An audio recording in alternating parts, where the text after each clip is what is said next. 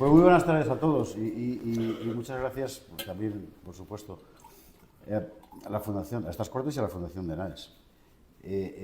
Aquí yo tendría que hablar como valenciano, supongo que soy el menos valenciano de los valencianos presentes. Iván es menos valenciano aún porque es de Cuenca, pero joder, no se puede ser todo, ¿no? Bueno, eso también cuenta, sí, el valencianismo morganático. En fin, bueno, esta es la última charla, ¿no? De la jornada, de momento sí. Entonces, a mí me gustaría hacer un poco un cierre, ¿no?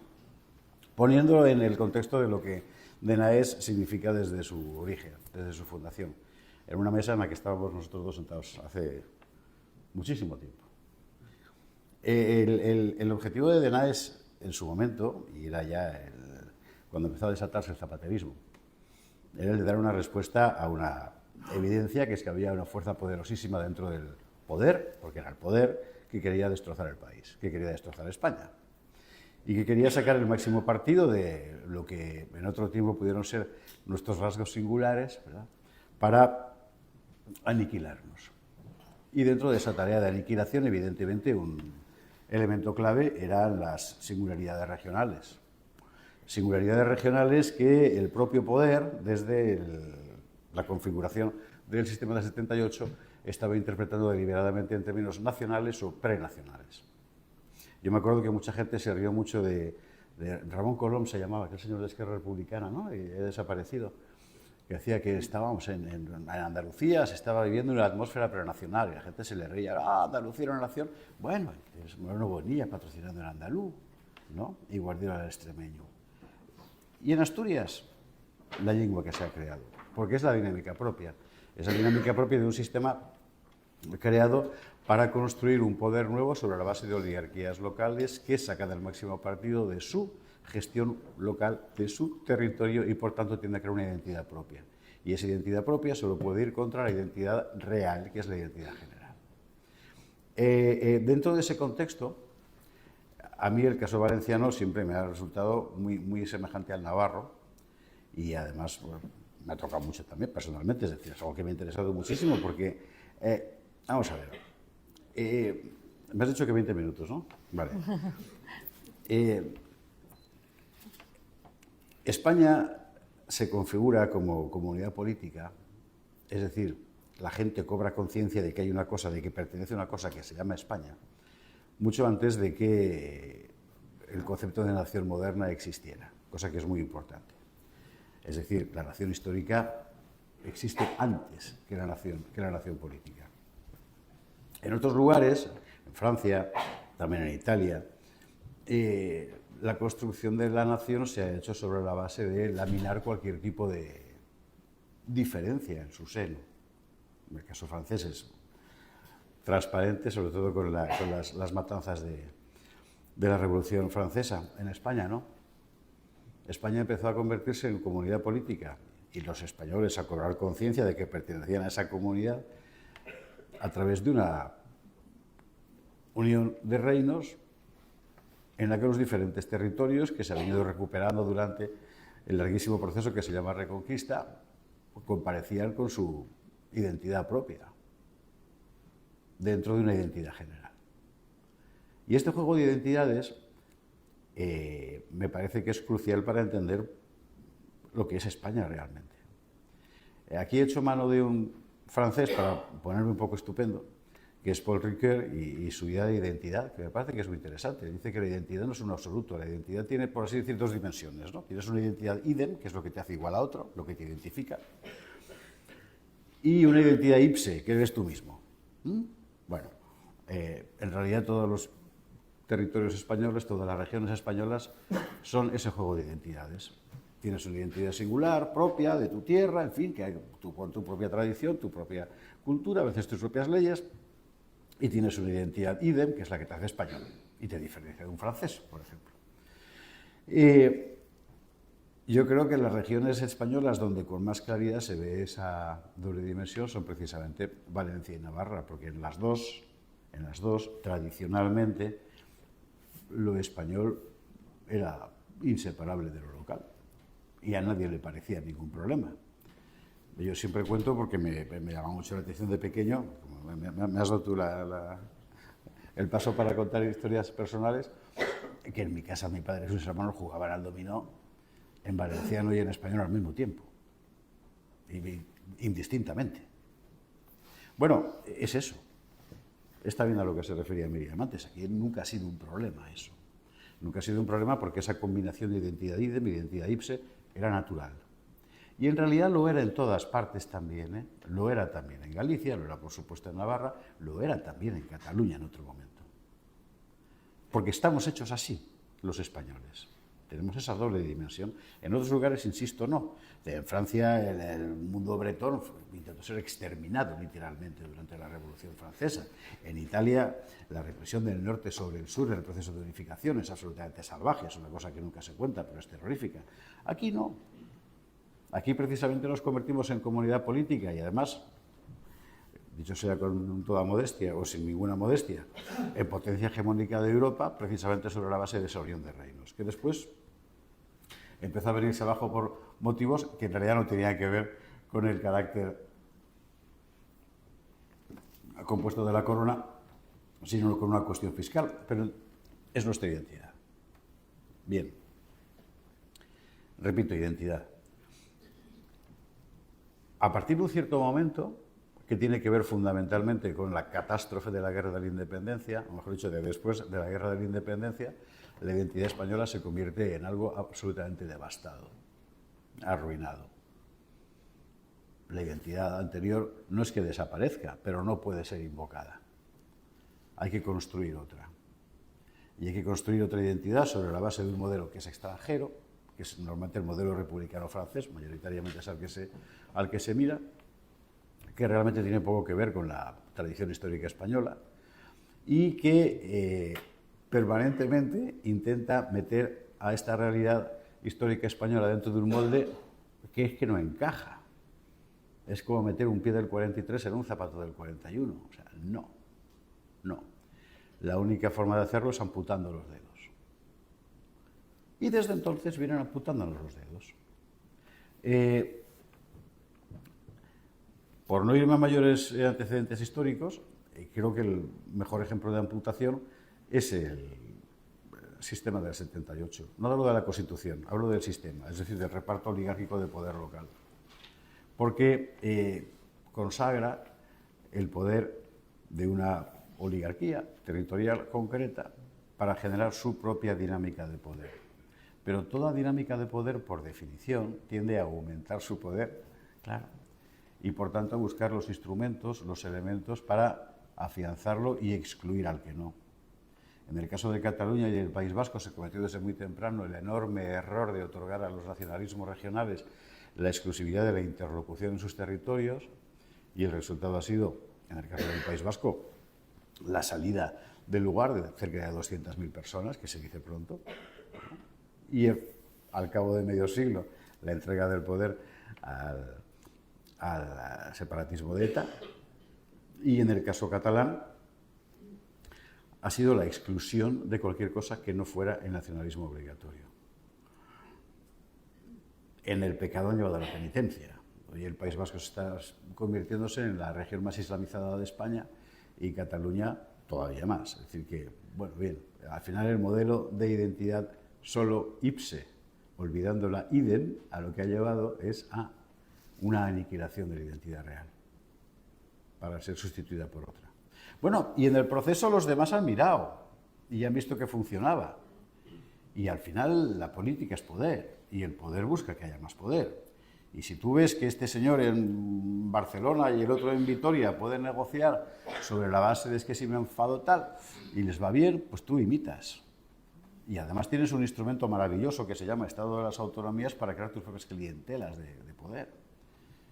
Y la forma de asegurarlas es elegir quiénes son, darles una identidad. Así hemos llegado a una situación absolutamente disparatada, en la que, en el caso concreto de Valencia, resulta que la única forma de ser valenciano, ¿cómo decías? ¿Canónica? La única forma canónica de ser valenciano es ser catalán. Por Dios, es así. Y en el caso de Navarra, la única forma canónica de ser navarro es ser vasco. ¿Sabéis a qué se parece esto? Cuando la señora Chimpum, la mexicana, les explica a los mexicanos que no son lo que son, sino que en realidad son descendientes de aquel pueblo que hace 500 años existió y dejó de existir. Dejó de existir, entre otras cosas, porque lo mataron los propios ascendientes de esos mexicanos a los que se dirige ahora. Bueno, es un poco lo mismo. Es decir, te sientes mal, ¿verdad? Te sientes mal. No te preocupes, yo tengo la solución. Te sientes mal porque es que no sabes quién eres, pero yo te diré quién eres realmente. Eres un guerrero azteca. O eres un catalán. Es una trampa absolutamente mortal, porque lo que hace es privar a la persona de su identidad real, dejarla literalmente en el aire y después arbitrariamente concederle una que solo el poder puede conceder, con lo cual haces enteramente dependiente. Si hay un lugar donde está pasando esto de una forma más caricaturesca, yo creo que esa es la palabra, es en Asturias ahora mismo. O sea, todo el mundo ha hablado en Asturias durante los diferentes bables, que quiere decir hablas, desde hace muchísimo tiempo. Pero eso no era auténticamente asturiano. Lo auténticamente asturiano es que venga el poder a decir lo asturiano es esto. Un poco aquí como con el valenciano normativo. Es un puro despotismo. Es el poder que arrebata a la gente su identidad, se arroga el derecho de decidir cuál es la identidad correcta de las personas y se la impone. Y si no la acepta, te quedas fuera. Como los ejemplos de escritores que aquí se han mencionado, o como los conserjes de hospital en las Islas Baleares, porque ha sido lo mismo. O sea, la cancelación no va solo con los escritores o con los políticos, va también con los bedeles, porque estás fuera de esa identidad que el poder te quiere imponer. En ese sentido, querida Miriam, la bandera, la lengua, sí que son instancias de combate político, absolutamente. Y además creo que son imprescindibles y que no se puede renunciar a ellas. Es decir, más bien al revés. Precisamente porque otro ha definido la lengua como una estrategia política contra ti. Entonces tú puedes decir, bueno, es que yo no lo veo así, pero te va a dar igual. Es decir, si tú ves que llegan los tártaros con sus hoces y tal, corriendo a caballo contra ti, y tú dices, bueno, hay que ponerse así, te da lo mismo, pues te van a arrasar igual. Esto es un poco igual, es decir, hay que plantear elementos de resistencia, porque si no podrán más, sencillamente porque tienen más poder. Y en el caso concreto de las batallas culturales, finalmente gana el que más consigue hacer que se escuche su voz. En España ahora el poder lleva mucho tiempo haciendo que solo se escuche una voz, en el ámbito del poder. Y en el último cuarto de siglo está ocurriendo una cosa que desde mi punto de vista es maravillosa y que la digo siempre porque me tiene impresionado, que es la mayor revolución cultural que ha habido en España en todo este tiempo, que es que el pueblo, la gente del común, está reapropiándose de su identidad histórica. Hace 25 años tú no podías, o sea, entrabas en una librería y luego ibas a encontrar un libro que hablara bien de la conquista de América, o sea, no. Aquí hicimos una película para conmemorar el 5º centenario del descubrimiento de América y fue El Dorado, que era la historia de un demente criminal que mataba indios a mansalva, ¿no? Bueno, el discurso del poder no ha cambiado realmente, ¿eh? El que ha cambiado es el discurso de la gente, porque nadie puede vivir odiándose, porque nadie puede vivir escuchando como todos los días le están diciendo que eres un canalla, un genocida, un xenófobo, un negacionista, un fascista, un blaverista, un lo que sea. No, ya está bien. O sea, no. Dentro de ese proceso hay un obstáculo aún mayor que el del poder central, que el de la hegemonía cultural de la izquierda, que son los nacionalismos locales. Porque los nacionalismos locales realmente ofrecen una melodía bastante seductora. Vamos a ver, si tú tienes un tipo Urtasun, ¿no? Y dice, uy, español, oh, malo y tal, uno se ofende y sale corriendo, ¿no? Pero si lo que te dicen es, nada, o sea, Hernán Cortés era grande porque era extremeño, por ejemplo, esa melodía puede gustar más. No está yendo contra tu identidad, en principio, lo está haciendo de forma sibilina, porque te está diciendo que lo que hacía grande a Cortés era ser extremeño, no, es ser español. Bueno, ese nuevo discurso de las élites autonómicas, de las élites locales, se está convirtiendo ahora en el nuevo caballo de Troya de la destrucción de España y de la leyenda negra y de la destrucción de la conciencia de España.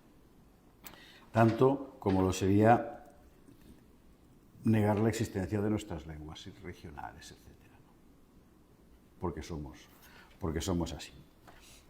En este contexto, la batalla por el valenciano real es tan importante como no exagero nada, tan importante como la batalla por la identidad real de los pueblos hispanoamericanos.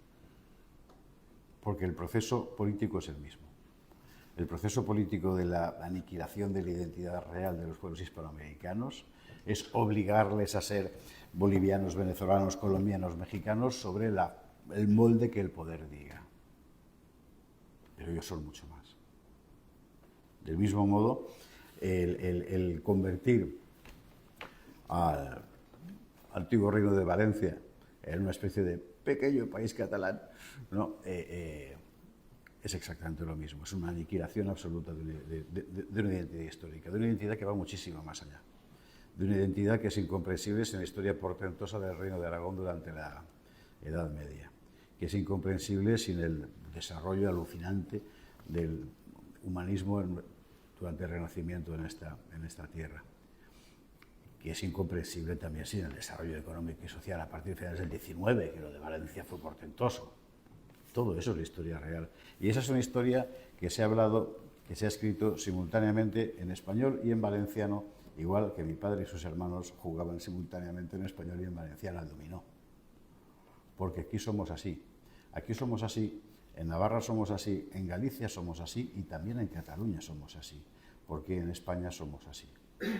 Creo que el día que consigamos construir un modelo político donde las singularidades regionales de España quepan sin que el conjunto quede arruinado, ese día habremos dado un gran paso. Ese día sí que podremos realmente empezar a hablar de hispanidad, porque habremos entendido que eso de la unidad en la diversidad no es una fórmula simplemente para que los consejeros autonómicos ganen más dinero, sino que es una vocación histórica.